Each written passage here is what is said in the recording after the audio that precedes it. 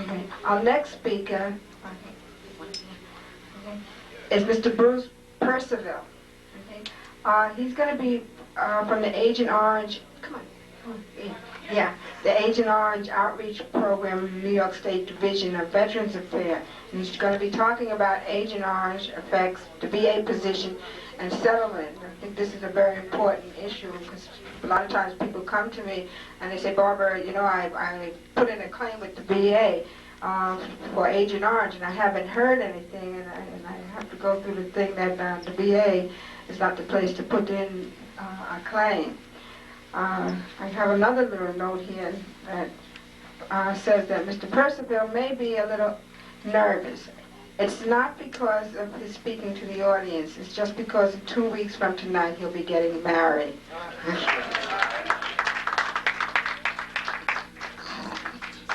Thanks a lot. Yeah, it made me more nervous. I'm up here. I want to shake. I'll try not to shake and twitch too hard. How many of you heard me speak, what was it, about 6 or 8 months ago, almost a year ago that I was over here? How many of you guys were here that time? All right. I wanted to know that because I was going to focus my discussion on some of the more current events, and I wanted to make sure that everybody has had a real good understanding of the Agent Orange issue before I went on. First of all, let me explain that as she said, I'm from the State Division of Veterans Affairs, and I coordinate the state's Agent Orange Outreach Program. The reason there is a program is because Vietnam veterans have lobbied the state. They're saying, look, we want more information. We need to know what's going on. We want to know what's happening.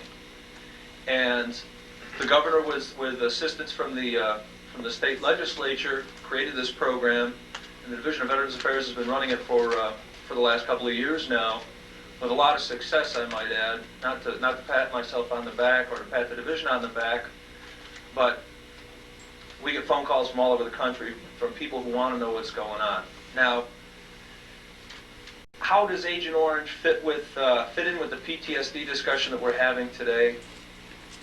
I can think of a really, really good way to link the two together, and that's the recent findings of the study that was conducted by Columbia University and funded by the American Legion.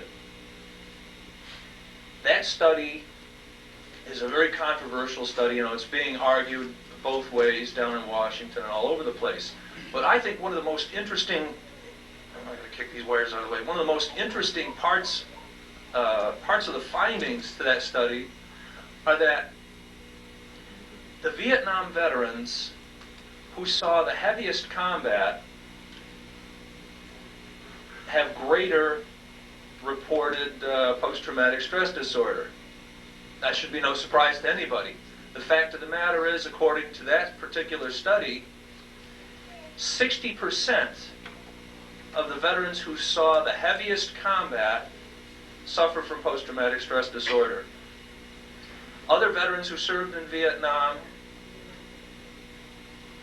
dilute that down because there are a lot of veterans who didn't see or who weren't in the same heavily exposed to the same heavy stressors. Now, what that means is they've diluted that figure down so that you got roughly about 15% of all Vietnam veterans suffering from post-traumatic stress disorder. That correlates well with a lot of other commonly accepted studies and research materials on post-traumatic stress disorder. So how does that fit with Agent Orange? That same study that Columbia University and the American Legion did found that the veterans who were exposed to the heaviest combat also had the greatest exposures to herbicides. Not just Agent Orange, but agents purple, white, pink, green, blue, you name it. Now, that means that we've got an automatic and an excellent correlation, so that if you people are here because you're interested in PTSD or are working your way through post-traumatic stress disorder, then Agent Orange is going to certainly be an issue of concern for you. Agent Orange, as many of you know, as all of you know or should know, was a herbicide used in Vietnam, basically made up of two synthetic plant hormones. Agent Orange made plants grow themselves to death. Agent Orange was used from 1964 until 1971. It was phased in from 64 on to about 67 or 68, where it was at its heaviest level of spraying up until about 70, and then dropped off dramatically to 71. And that was because of all of the nasty things they were finding out about it, that the researchers and scientists here in the United States and around the world were finding out about the potential exposure to this. Now, one of the big concerns about exposure to Agent Orange is that it was contaminated with trace amounts of dioxin.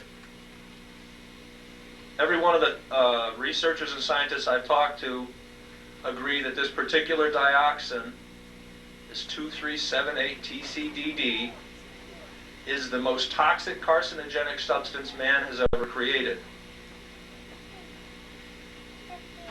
So we've got some Vietnam veterans who could have been exposed to this substance, some certainly more heavily than others.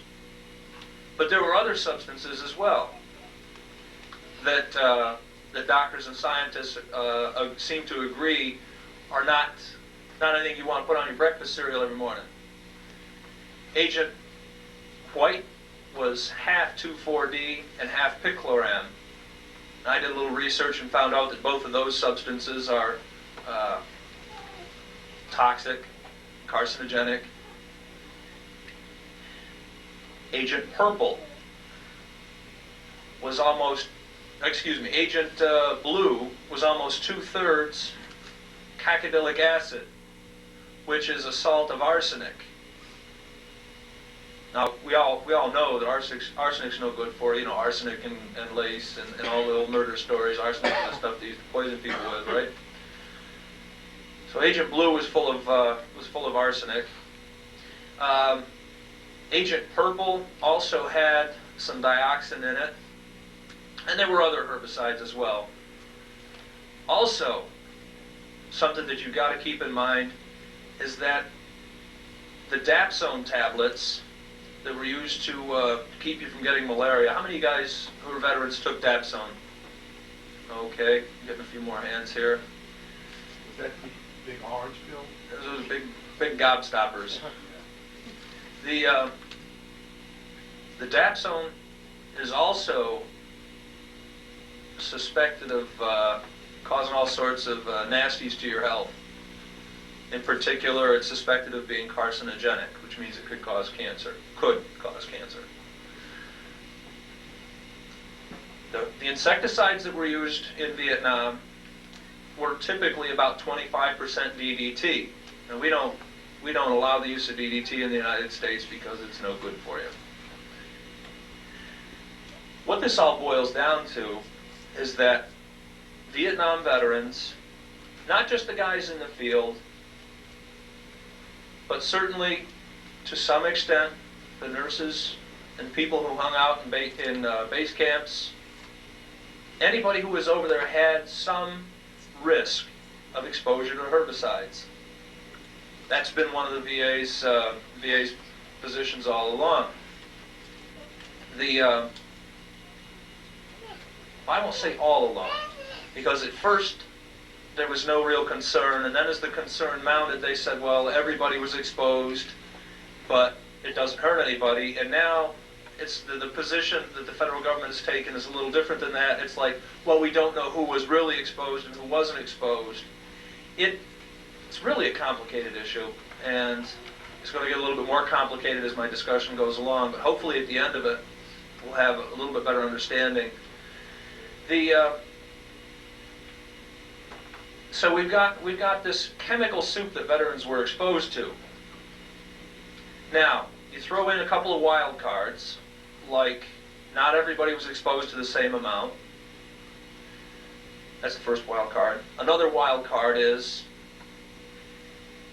it can affect different people in different ways. There's one particular toxicologist with whom I have a pretty good working relationship who says there could be two guys who went to Nam in, say, August of '67 and spent a whole year in the same area, never more than 100 yards apart from each other. They were, in the same foxhole a bunch of times. They could have had the same exact exposure. One guy could have died 5 years ago from 2 or 3 different cancers that just really screwed him up, and another guy's absolutely healthy. Pretty mysterious business. Now, your program says that I'm going to talk about the effects. It also says I'm going to talk about the VA's position, and I'm going to talk about the settlement. I'm going to try and get everything in here, and hopefully leave a little time for some questions and answers at the end here. Now, right now I'm sort of into the effects department, if you want to call it that. There's a real controversy right now over what the effects actually are. A lot of the research that I've seen can show, you might have one study or 2 or 3 studies that show that there is a reasonable link, a statistically significant correlation between exposure to a herbicide and a particular health problem. But then there may be another study that says, well, we don't really see the link. So which one do you believe? I don't know. I'm going to weigh on the side of the veteran in this one. I'm going to say, hey, there's 3 studies over here that look legitimate. After reviewing them, I'm going to buy them. I've seen studies that, in my opinion, provide a reasonable link between exposure to 2,4-D, which is half of what Agent Orange is made up of, the other half is 2,4,5-T. Farmers in Kansas who were exposed to 2,4-D for 20 days a year or more are 8 to 10 times the risk of manifesting non-Hodgkin's lymphoma than other agricultural workers or people who live in the same area and are not exposed to it. Non-Hodgkin's lymphoma is most frequently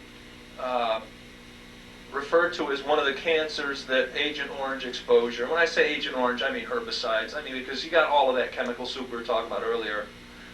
And I don't think anybody's ever going to prove whether it was the dioxin in the Agent Orange, or the 2,4-D in the Agent Orange, or the dapsone, or only the guys who had dapsone and 2,4-D, or only the guys who were exposed to blue.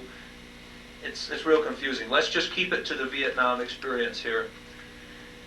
I think, in fact, I know that one of the main diseases that they're looking at is non-Hodgkin's lymphoma. Another one that's very closely correlated or very closely related to exposure to herbicides is soft tissue sarcoma. That's another type of cancer. That one has been linked and refuted, just like the non-Hodgkin's lymphoma, and it's always going to be that way, to exposure to herbicides. The toxicologists with whom I've dealt, the oncologists, those are cancer specialists, they all seem to, the general scientific community is saying, okay, hey, look, if you have an exposure to these herbicides, enough so that it's in your body, they'll be stored in your fat. And because of the way the human body works, you end up with it being stored in the fat near the liver, near the kidneys, the organs that filter the blood and filter the system out. So they get stored down in there, and that's why I'm not surprised when I see certain studies that link liver problems kidney problems to these herbicides. It doesn't mean to say that the herbicide is causing them. It just means that some of these studies are saying, hey, there is a link. Don't know if it's cause and effect, but there's a link. The birth defects in children. That's a real touchy subject. That's probably the most emotional part of this whole thing, this whole issue, the birth defects in the children.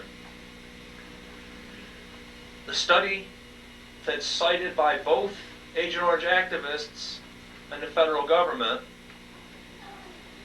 it's used both ways, is one that says Vietnam veterans are not at an elevated risk of fathering children with birth defects when all birth defects are considered.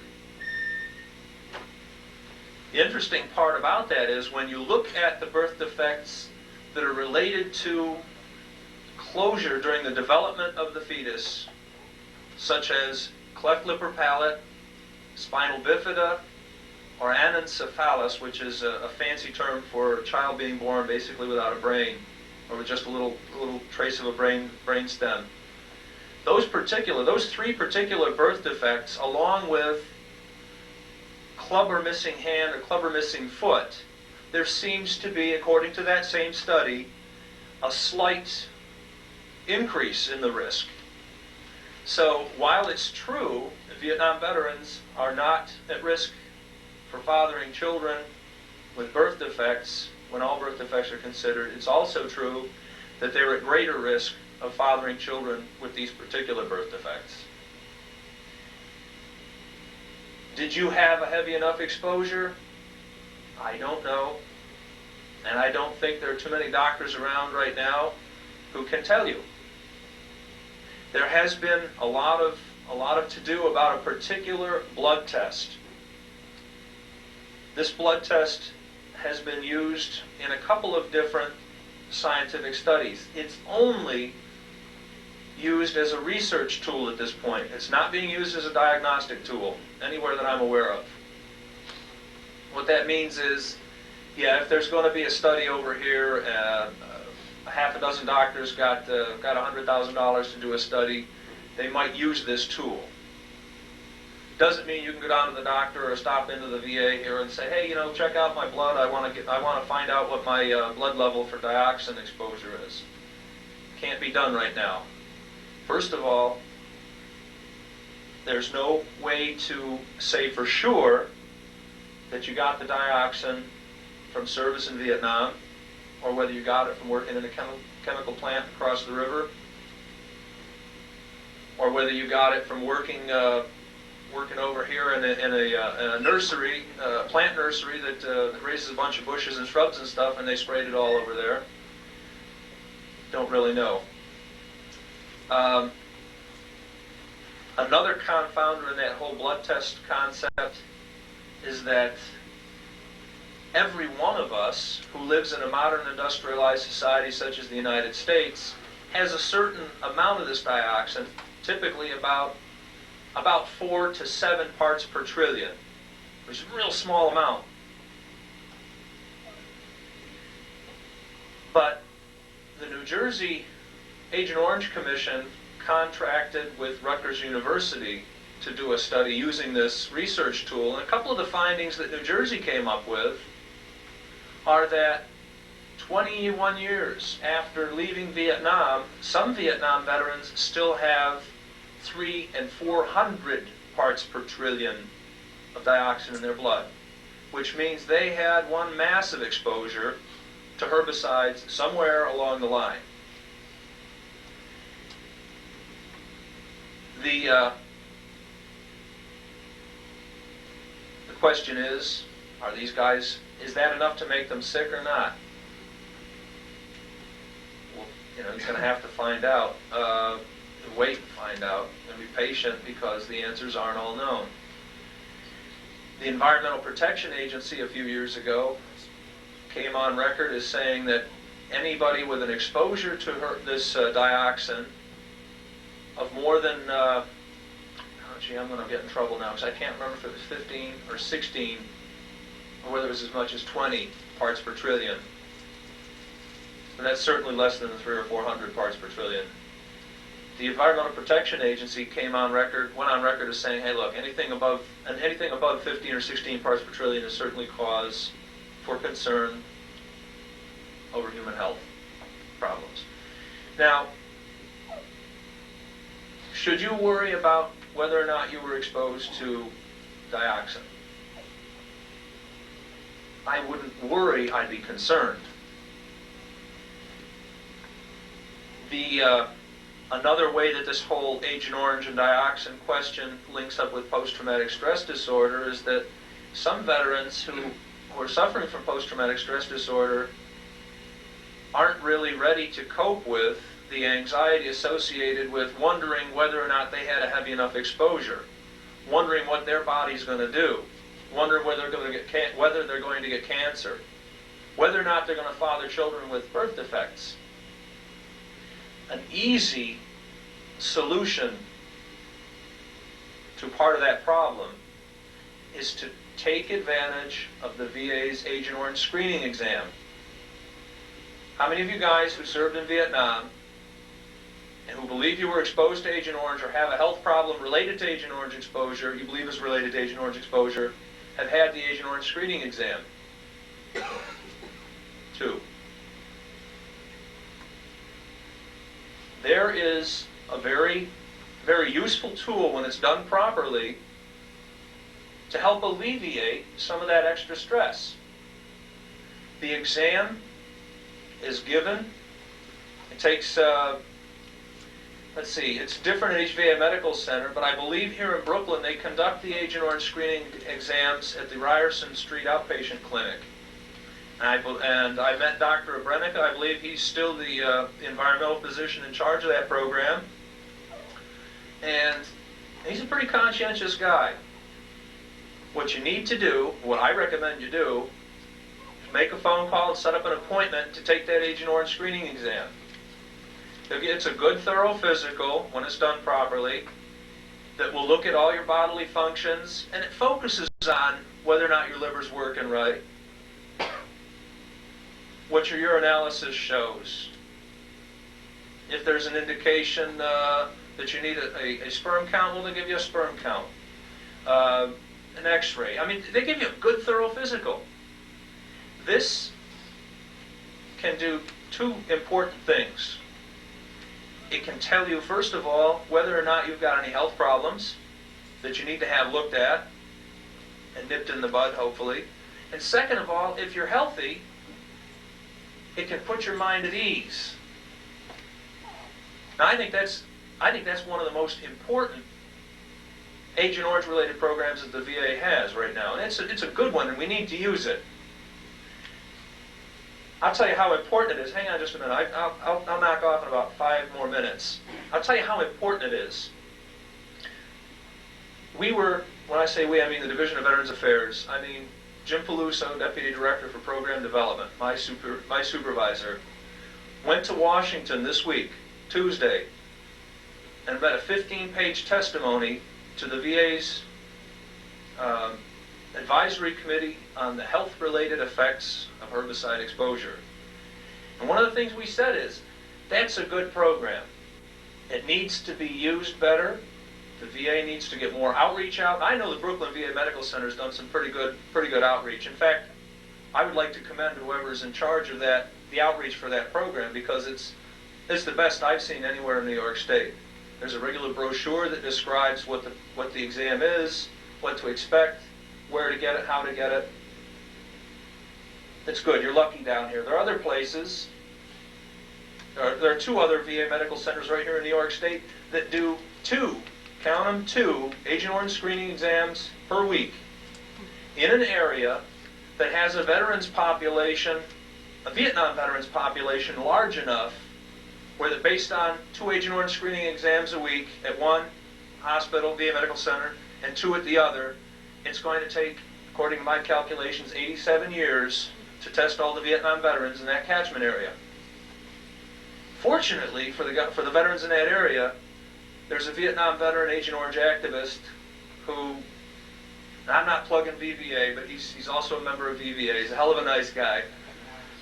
Jerry Dinellen, up in Rockland County, worked real hard with the 2 VA medical centers up there and with the county health commissioner and the county executive to put together a program where the county health department will do the exam exactly according to the VA's protocol, and then submit those results to the VA Medical Center for addition to the VA registry. Jerry gets a big pat on the back, and we praised him and suggested that the VA encourage that same concept all the way along the line, all the way across the nation. Very important.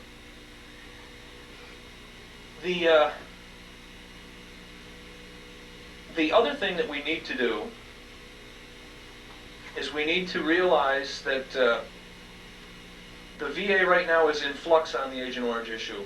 Secretary of Veterans Affairs Edward Derwinski came on board, and one of the first things he did was he said, hold it, I'm not going to fight this Agent Orange class action settlement that went on out in San Francisco. The decision, it wasn't a settlement, the decision in San Francisco for this class action was that the VA would have to go back, revise its Agent Orange policies for compensation, determining compensation, throw out all 34,700 some odd claims for Agent Orange related disabilities, and then review them with these new rules.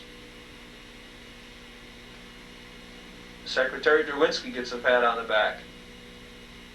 We'll see how that whole thing gets implemented, because in July, he sent out, the VA sent out their proposed rules for how this would work.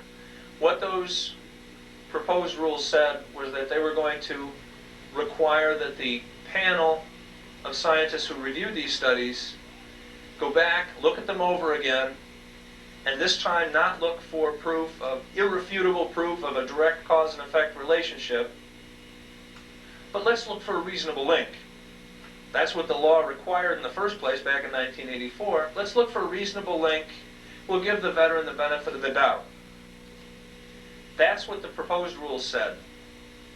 A lot of people around looked at those proposed rules, as is granted by the rules for changes in federal policy, looked them over, and submitted comments. The biggest criticism of that proposal was, you're going to have the same doctors who said there's no proof look at the studies. Do you think they're going to change their minds? I don't know. I have yet to see the finalized rules. They were due out the 1st of October, and I haven't seen them.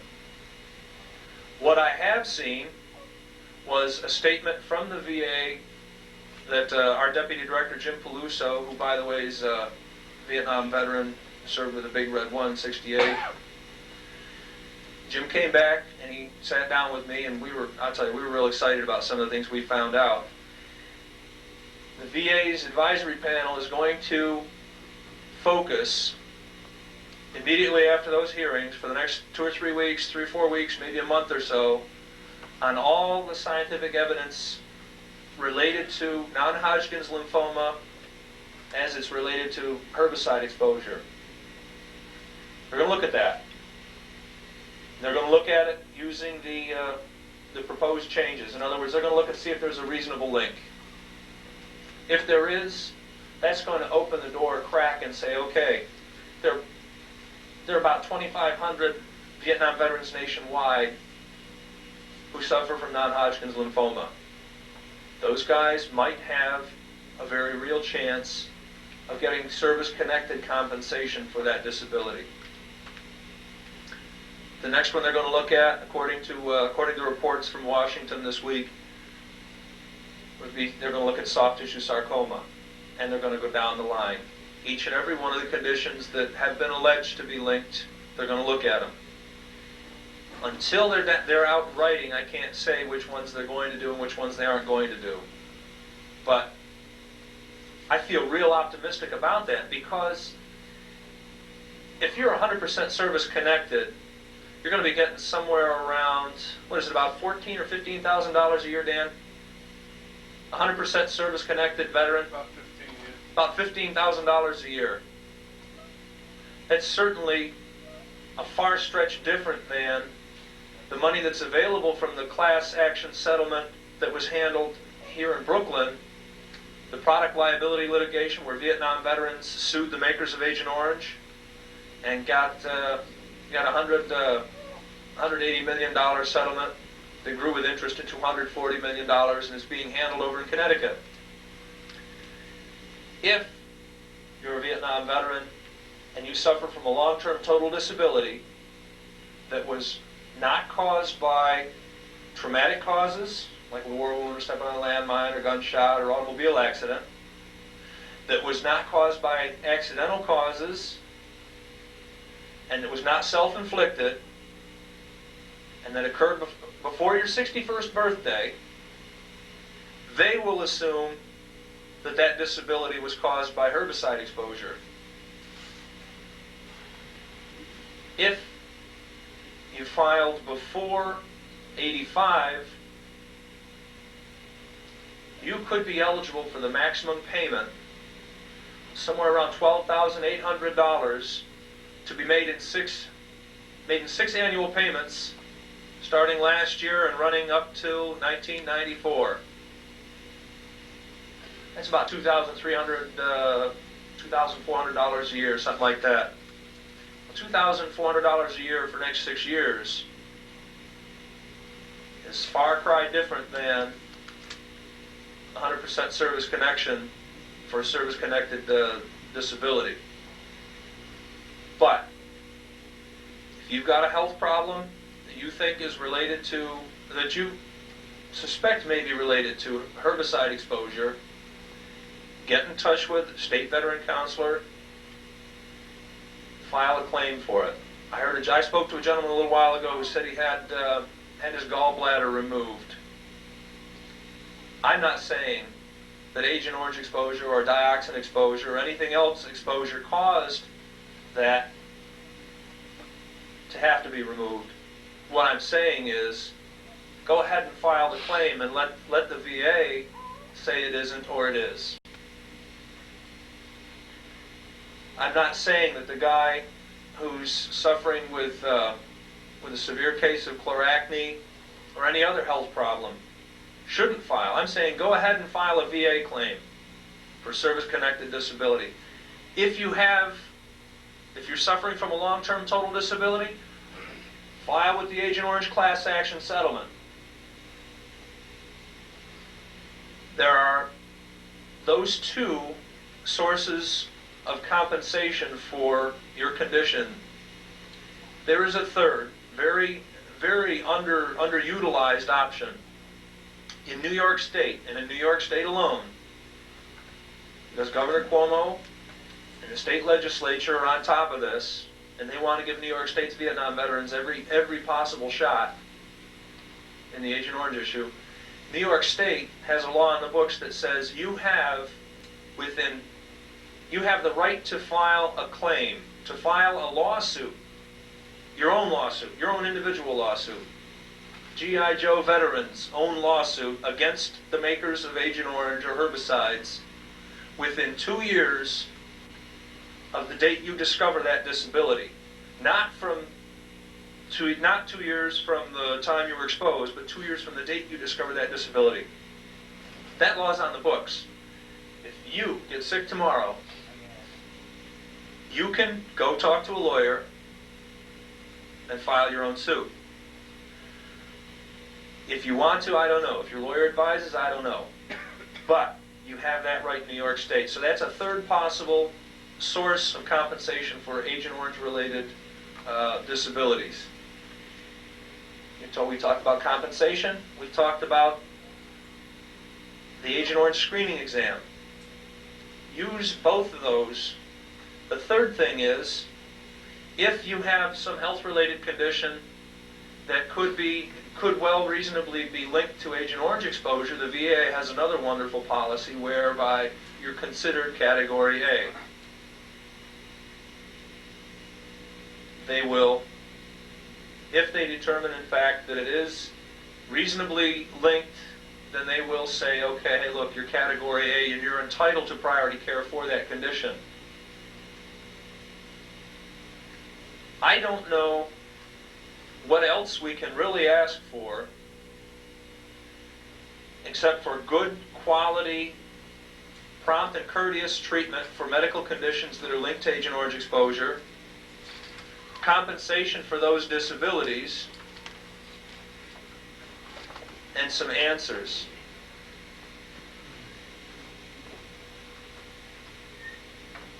If you have any questions, I'd be glad to answer them right now. Yeah. With the payment kit, Yes. is it absolutely necessary to have a doctor help you fill it out? You need to have a doctor's statement on that in order to get the payment. Otherwise, they'll kick it back and they'll say it's incomplete.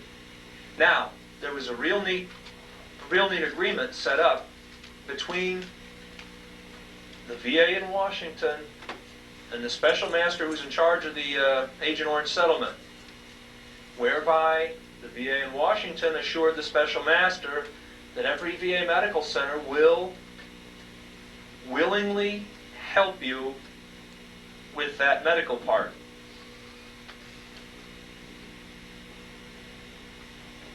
Yes? In 68, I was going up some of the thinking of climbing a mountain, and it was on sea, and it was like that, a Black Virgin, as they called it. Mm-hmm. And for 3 days straight, they dropped Agent Orange on it. Uh-huh. When we finally got the special forces stamp up on the top, I had to be dusted off the snow top. And I just found that a couple of months ago,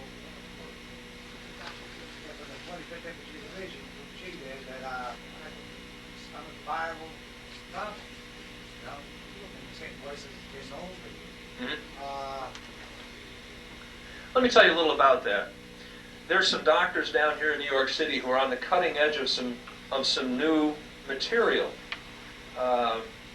They're finding that some Vietnam veterans have conditions that the veteran has suspected are caused by herbicide exposure that are in fact caused by an undiagnosed infestation of parasites.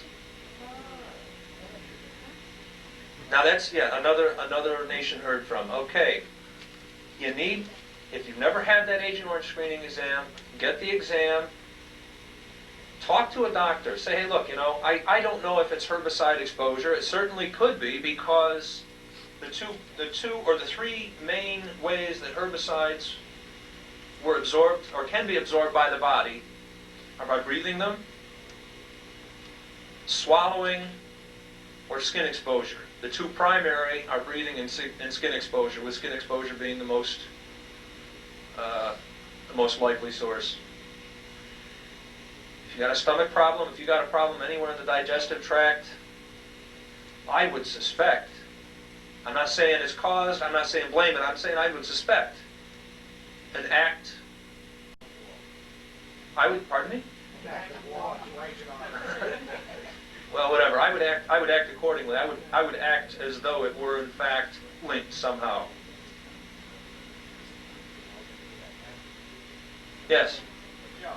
In 68... No, wait in the back, Angel. In 68, I had a tumor removed in Dong Ha. Yeah? I did not have that when I went to Vietnam. It was big as a walnut. It was in the fatty tissue on my back, down my lower back. When I came from overseas, here at this hospital, I had another tumor removed. That was right below my stomach here. But they said they were non-malignant, but they can be connected to Agent Orange. Well, the Columbia University study that I was talking about earlier links benign fatty tissue tumors to herbicide exposure in Vietnam veterans.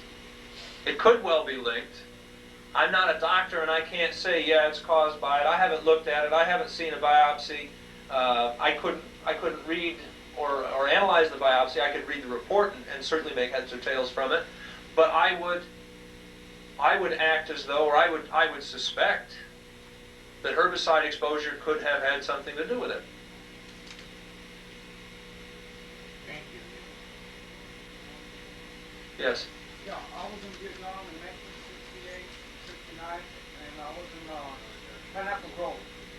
And we used to shave out there in the boonies, and we used to get rashes around the face, you know. And they come and they go, you know, and I'm still getting it. But I don't know if that's anything on it, because one time I saw a doctor, you know, and he told me, you know, that he didn't know what it was, but trying to keep it clean, you know, like, I felt like, you know, he told me I was dirty, you know.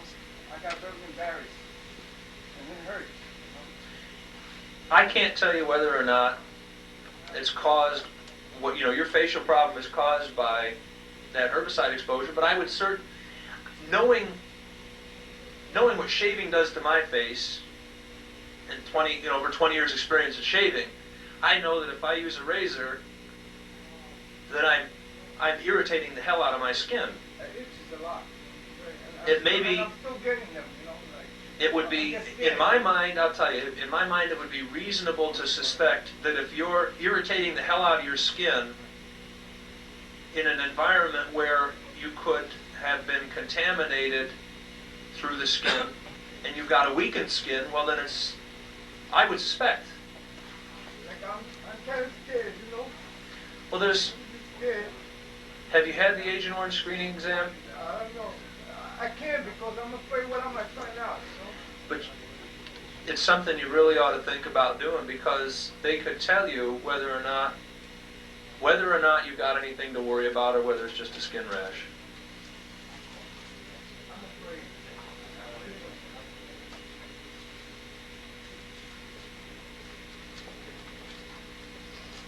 Yes. Back to the class action lawsuit that Weinstein had settled up here in the Brooklyn Federal Courthouse in the Eastern District. Did they put an extension on that 92-day expiration? The way that settlement works is that if you should become at any time, if at any time between now and December 31st, 1994, you should become totally disabled from a long-term disability, you would be eligible to some payment from that program.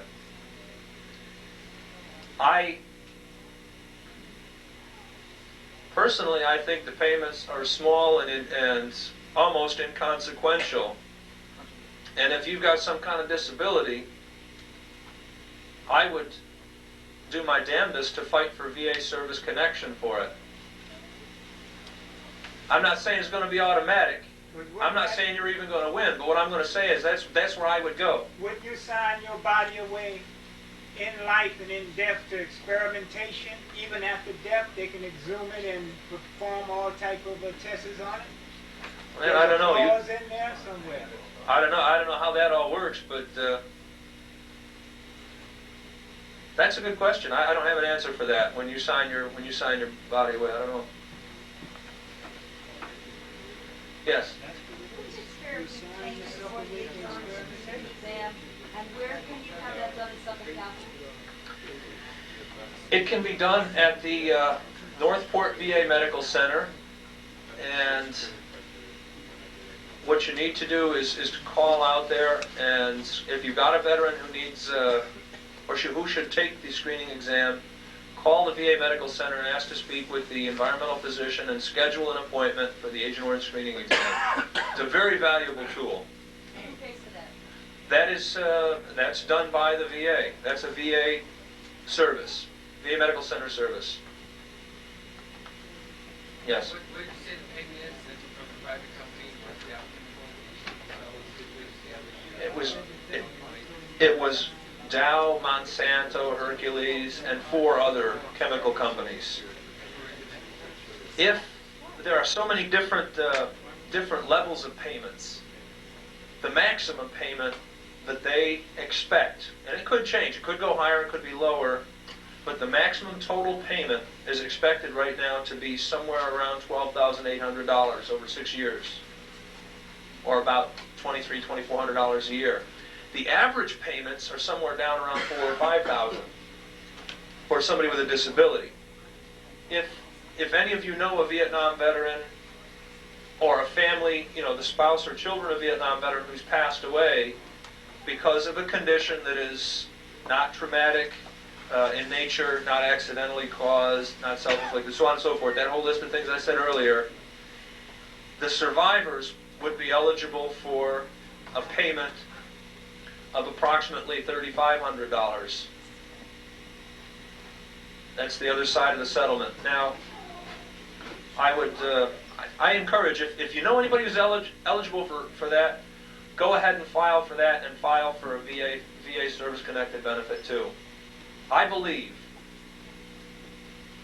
believe that we're going to start seeing, under the auspices of Secretary Derwinski, I think we're going to see a change. I don't say, I can't guarantee it, obviously I'm not in a position to do that, and I'm not saying that every condition from toenails falling out to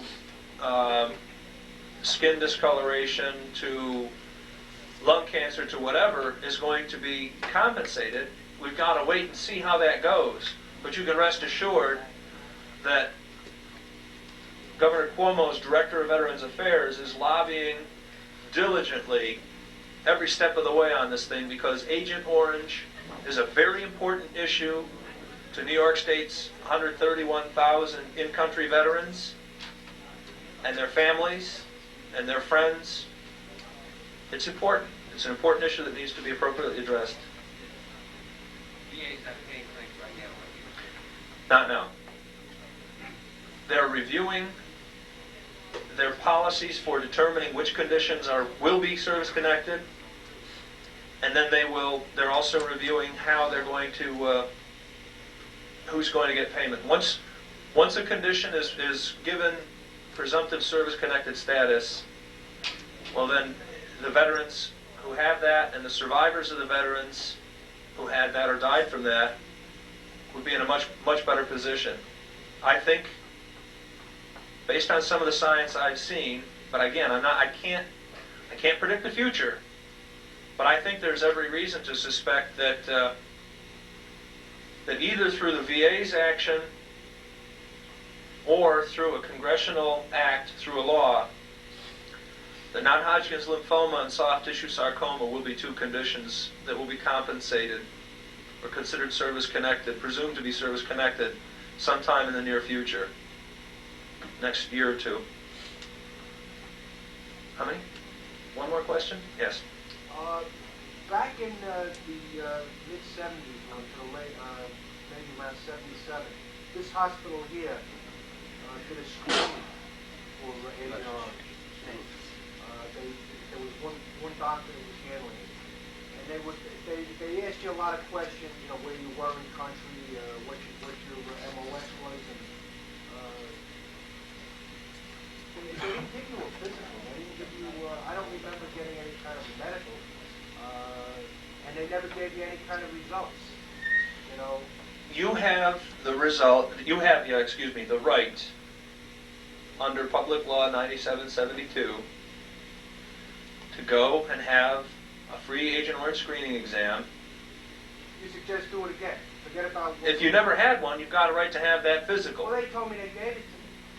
I came here. Did you ever see you said you never saw the results? No, in fact, I saw. You have a right to see the I results. saw the doctor after that, weeks after that, and he said, no, nobody contacted you, you're going to live, don't worry about it. And I really didn't come here for that. I was told to do it as a formality, that was right. And I never held too much weight with it, because as I was sitting there, at that particular time, I had boils. And he just said, well, how long you had them? I said, a couple of years. He said, well, that has nothing to do, they'll go away. So I really held no weight in that. What I'm basically asking you is, should I disregard 1977 and come back and ask to have it again? Absolutely. One of the things that's kept me from getting the test, I'm just going to make it quick, Yeah. for Agent Orange. One of them was fear of the fact that I might have it. The other thing is that another gentleman who took the test for Agent Orange was receiving compensation at the time for disabilities incurred in the service. And when he tested positive for the Agent Orange, they took away his compensation. He didn't test positive for Agent Orange.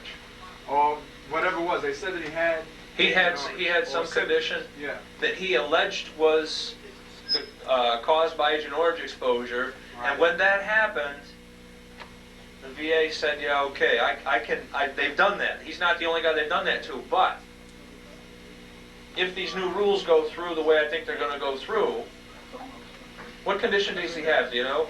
I don't remember now. You don't I've seen remember? the guy in like 2-3 years. If there's if the rules go through the way I think they're going to go through, he should be eligible for service-connected compensation if that's one of the conditions. And based on the way VA service-connected compensation goes, it would be back to the date of the original claim if his claim was written properly. If you have, let me finish up with just a real quick statement here. If you've got any questions about Agent Orange exposure at all, in the information packet that you got is a brochure that describes the state's Agent Orange outreach program. On there is my address and phone number. Feel free to drop a line or give me a call, and I'll do what I can to help you. If I can't get an answer, if I don't have the answer right there, I'll get back to you with an answer. Thanks a lot for listening to me today.